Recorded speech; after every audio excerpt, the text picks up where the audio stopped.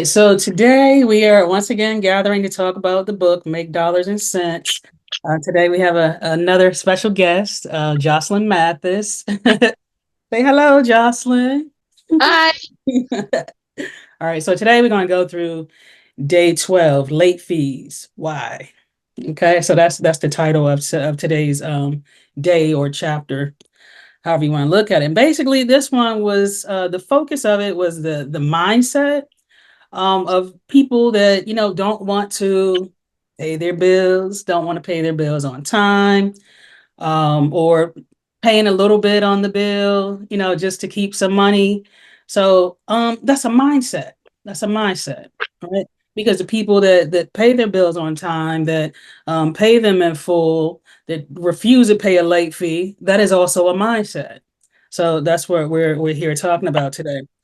So for me, I'm just looking at my notes now because, like, as I said, we're not here to read the chapter to you or with you, basically here to give some further insight on the chapter. So, but yeah, I started off, talking about, how people, have given me that advice in the past. So of not paying a bill in full so that I could have some money to do something else that I wanted to. And then so that always leads me to think, well, like, okay, now I still owe that bill, right? Because I didn't pay it in full. And then there's a possibility of getting a late fee, so that's more of my money. I'm spending more money, for the same bill. So, Jocelyn, did you have anything to add quickly? My only input was to avoid late fees at all costs and late penalties. But do not take out a payday loan or any additional loans so that you pay this bill on time. Mhm. Call your creditors, call the utility bill, call whoever holds the amount you owe, and try to negotiate and work with them to get that paid down because you don't want to spend more money on top of what you've already spent.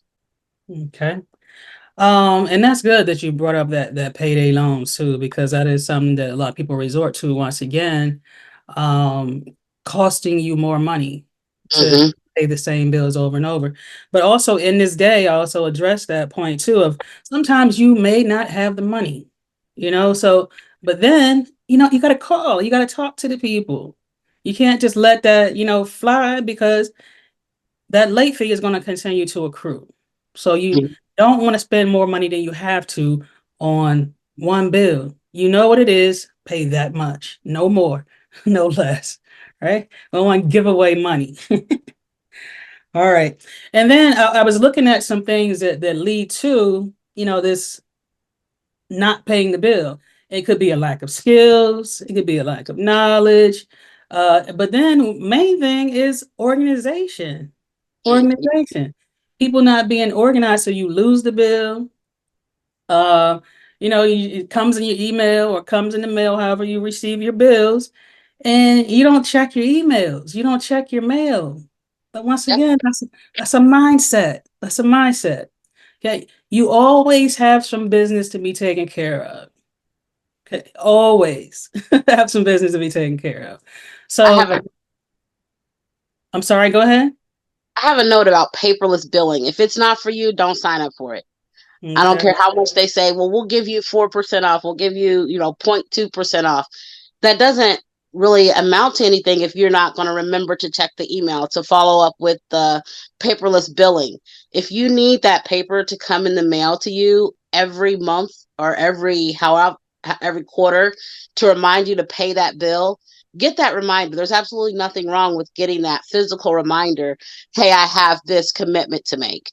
Um, if you're old school and you're still using paper calendar, paper date book, write it down, write it in your book. Say, hey, I have this bill to pay. It's due this day. I know it's gonna if you're still writing checks, there's nothing wrong with that. Just make sure you give it time to process through the mail. Say, hey, it's due on the first. I know I need to have it in the mail by the 25th in order for everything to go well. Yeah. There's nothing wrong with those physical reminders. Okay. All right. Good. Good points. And she called paper old school. I guess we could say that. No, I actually do pay my bills electronically nowadays. But My mother will, I gotta stop by the store, get her a money order for her bills. So I do get that, boy. It's just like, it makes me cringe, but I'm like, that's her thing, that's her thing. So, and then also in here too, I mentioned there's no shame in doing the right thing. I'm gonna say that Mhm. one more time. There is no shame in doing the right thing. So, right thing, organizing, doing what's best for you in terms of like Jocelyn said, if a electronic bill is not the best thing for you, you don't check your email, then stick with a paper bill. It's okay.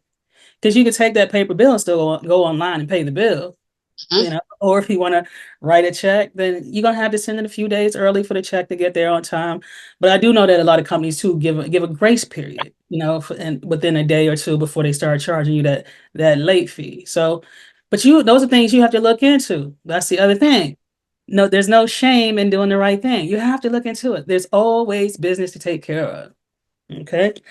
Jocelyn, do you have anything else to add? Not right now. Okay. So I'm at the going forward section. So, going forward, so in every chapter or every day of the book, I try to include something that basically is a reverse or the opposite of what the mistaken behavior is, or the erroneous thinking, whatever that was. So that's always the going forward section. And in this going forward section, um, I mention that again, take care of your priorities. Late fees are unnecessary. Okay. It has to be a priority. Okay. That means something that comes first, prior to everything else or anything else, right? Um, Paying your rent, paying your mortgage, Yep. priority. Those are priorities. Those are priorities. I mean, I can't say it enough because I know people that are, I'm gonna say residentially challenged because they have not been paying their bills on time. Yep. Other things have become a priority. Okay. So, do you have anything else? Um, Mentioning priorities, I actually wrote a special note for what about vacations? Like, what if I have like extended religious holidays? Because there's some religions that holidays like observance of certain holidays go on for days, and you're not really available to engage with paying bills or all that. What do? I pay ahead. Mm, As part of my vacation plan, it is to make sure all of my bills are to zero before I leave. If okay. I have a bill that I know is due while I'm on vacation, I make sure that's paid up before I go. Because the last thing you want to do while you're on vacation is disconnect from being having fun and relaxing and doing your vacation and go back to having to do business. Mhm. So I make sure everything is paid up before I go. And I have no responsibility, like financial responsibilities. I try to do it so that I'm at least free that first 2 weeks I get back from vacation. Okay. That's deep. That's real deep. It I'm not, takes I a don't lot do of all that. I planning, don't do but all that. My bills come like I try to get them to come around the first of the month. Um, and the ones that aren't due at the first of the month, I still, like I have a spending plan, and it's on a spreadsheet. So I know when things are due, how much is going to be and all that. And I add to it, I update it every month. mhm. So I guess, I pay my bills at the beginning of the month, on the first. And then I pay off that credit card that I charged everything to on the third, once everything settles. So that's my plan. Jocelyn pays 2 weeks ahead on hers, for after a vacation. But it's a good thing that you mentioned vacation too, because it's a priority in a sense because we all like to have a good time. We all need that downtime away from work and taking care of business and the everyday cares of life. But still, you got to make sure once you go on vacation that you have something to come back to.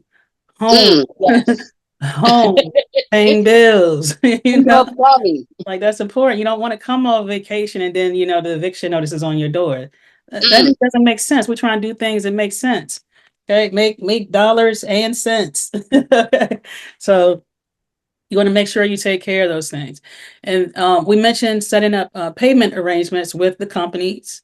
If you are going to be late or, whatever, for whatever reason, you're not going to pay in full when the bill is due. All right. But also you got to remember to stick to the payment arrangements. All right. You call them and set it up, pay the bill when you said you're going to pay it. Let your word be good. All right. And once again, if it's not, then call them back. Call them back. Right. And say, that you may need a little bit more time. Some of them will give it to you. Some of them, may, start playing a little hardball or whatever. Like, we can only extend it for this number of days or whatever. It may not be the time that you need, but you've done your part. You're working on it. That's what I can say. And then getting some side jobs, side hustles, new skills. Maybe you need to make more money. You've outgrown your job. You've outgrown that paycheck, right? It's never enough. It's never enough. Because there's always something more that we want. But part of that also is being disciplined and not doing everything that you want to do, prioritizing, organizing. Those are things that are important. Just a quick note on Okay, go making those ahead. arrangements. When you go in and you know you need to set up those arrangements, make sure it's something realistic for you. Mm, The company will offer you up front, like kind of like they have a script. And anytime you call in to make a payment arrangement, they have the script that they follow. Well, like this is our first offer. And that first offer is always what's best for the company. Okay. So they're just doing their job, but it's your job to kind of bring you two together and say, I understand that that's what's best for the company. I want to make sure that we both stay in good standing with each other. I want to pay this bill, but I need a different arrangement and have a counter offer for them. Offer them something else. Like maybe $50 a month is not something you can manage right now, but maybe 33 is or 25 is. Like put that out there also be like, I can pay this on this date, I can pay this amount on this date. And sometimes if they see that, they can put that note in there and that's good. But like you were saying, you have that arrangement, you have to stick to it. mhm. Because then they're like, okay, this person is holding to the arrangement and they can't if they've agreed to it, they really rarely go back on that. Mhm. So, and if you need to practice with someone before making that call, because I know making that call can create a lot of anxiety in people. It can it can be embarrassing. It could be kind of stressful because you don't know if they're going to say yes or no. But if you practice with someone, even yourself in the mirror, to get to what you need to have. Okay, good. Excellent points there. I never even thought to practice. Usually like you're going over stuff in your head, what I'm saying, what I'm gonna say, and then what I say I was gonna say, but if you practice on somebody, I feel like practice helps to build that confidence. Just Mhm. like in athletics or anything else that you practice, you get a little more confident in what you're doing. So that's an excellent point. That's an excellent Write point. it down. Write down what you're going to say because you get in that call. It's like going to the doctor. You have all these things you want to talk to him about, but then you get in there and all of a sudden your mind becomes like a blank whiteboard. But if you actually write it down and say, okay, I'm going to say this, then it makes it easier to have kind of like your script. They have a script, you should have a script. Mm. Wow, that makes sense. That makes sense. We talk about making dollars and cents. That makes sense. Wow, okay. I never thought about that. So anything else on late fees before we go to the wealth building word section of this day of day 12? Not at this time. Okay. Let's see. I think I hit all my notes too that I wanted to hit. I just want to reiterate this point. If you're not there, that's what we're doing. That's why we're talking about this. We're working on changing mindset. Okay, cultivating a mindset that basically helps you lead to your prosperity. Your prosperity doesn't have to be my prosperity. My prosperity doesn't have to be Jocelyn's prosperity. Each one of us, what we consider prosperity is different for each of us, right? But what I'm saying is we're cultivating a mindset to help us be our best selves. Okay. Help us be the best person that we can be. So if you're not there yet, that's what we're doing. We're working on it. We're working on it. Because I mean, we can look at any area of your life, my life, Justin's life, anybody's life, and there's something that always needs to be worked on. Always something that needs to be worked on. And then once you think you've reached that certain level, there's still more. You know, there's still more. And if you're the best person at whatever in whatever circle you're in, then you need to go to another circle because I guarantee you there's gonna be somebody better than you at what you do in that circle. So it's a process. I'm just saying all that to say it's always a process. We're all growing. So nobody feel defeated or talked down to. No, we're talking up, we're speaking up, talking about the issue in the way to change that. We can't keep doing the same thing expecting something different. Like, Mm. isn't that the definition of insanity, right? Keep doing the same thing expecting a different result. No, whatever you sow, that's what you want to reap. So, okay. All right. So here also the wealth building word in this chapter or in this day was capital. And I think sometimes what people who don't really invest, I think what they miss is that your capital is your seed money. Mm. That's your seed money. Okay. Because you want to be investing that money, however you invest with your stocks, your bonds, your mutual funds, your real estate, your crypto, whatever you invest in. Okay. That's where you want to be directing your investment capital to. That's not your rainy day fund. Let me say that again. That is not your rainy day fund. Okay. That is your investment capital. Then your capital, that's your rainy day capital, your rainy day money, then that's what that's for. It's a rainy day. So that's the money that you're putting away. You're probably keeping that in cash, not even investing that money or putting it in the market. And then one thing too, if you are holding on to that cash, the interest rates are kind of high right now or higher right now. So you can be earning money off of that money, the money that you're keeping in cash in your high yield savings account right now. So you can Google high yield savings account, a whole list of them will come up. So and also, what is that? My bank doesn't have it. There are other banks. There are other banks. Okay. There are other banks that do have high yield savings accounts. So basically what I'm saying is don't just have your money just sitting there. Let your money be working for you. Let your money be working for you. So yeah, make sure you're keeping that money in separate accounts as well. Your investment money should be invested, not sitting on the sidelines. Your rainy day fund, like I said, you can put it in a high yield savings account. That's a regular savings account, just has a higher interest rate. All right, and then that way, you're building wealth also, but then you have some money to pinch off of, or your rainy day money. Anything to add to that, Jocelyn? I just like to say that I just got my first high yield savings account. And I wasn't expecting it until they sent me my first kind of like, this is for having your this is your return for your Hmm. deposits made. And I was like, wow, that's actually significant. Hmm. Even a short period of time that I had it Hmm. in there. I think I had it in there less than 2 weeks, and they sent me like a Hmm. little return. Okay. And it's crazy because I'm like, why haven't I been doing this? When I first started doing it, like, because it's a significant return. I'm like, hold up, this is a regular savings account. There's no risk to my money right now. It's a regular savings account. I'm just getting interest paid to me. I see this money coming into my account every month. Like, wow, I gotta do that. I gotta do And more of this. uh, I was stuck on the one bank, one person, one bank. I've been Mhm. with my same bank since I was 18. I'm not going to disclose. I'm 44 now. Um, so I've been with the same bank since actually before I was 18. And I was like, I want to keep all my money at one bank. I don't know why, but but then after talking to you, I was like, okay, let me see what this high yield savings account thing is about. And it took me probably less than a half an hour to Mhm. set up the account. They Mhm. sent me, the verification stuff. That took a little longer because I did do it on like a Friday night or something, but it was very painless Mhm. and very kind of straightforward, very intuitive. Mhm. So if you're on the fence about it, just pick one, do it. You don't have to make a huge deposit.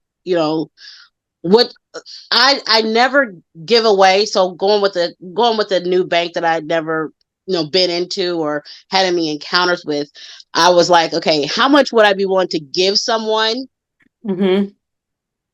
and be like, okay, they got me for $20, it's $20. and move on with life. So start small. If you like on that fence, you fearful of, branching out, don't give them all your life savings. Start with $20. See, like kind of build that trust relationship.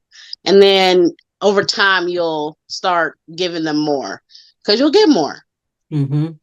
And a lot of people are familiar with Capital One from their credit cards, but they also offer high yield savings accounts, and they have branches that that you can walk into. So if that was a fear or concern, that's another option. No, I don't bank with Capital One. I have some other ones, but that is one. I wasn't really concerned about having a physical location to walk into because the where I have my high yield savings account, like though that banking, I have been doing my banking with them or have my credit cards through them forever. Well, mine is American Express. I just don't want to, like that was around probably before I was born. So, I ain't have a problem with American Express.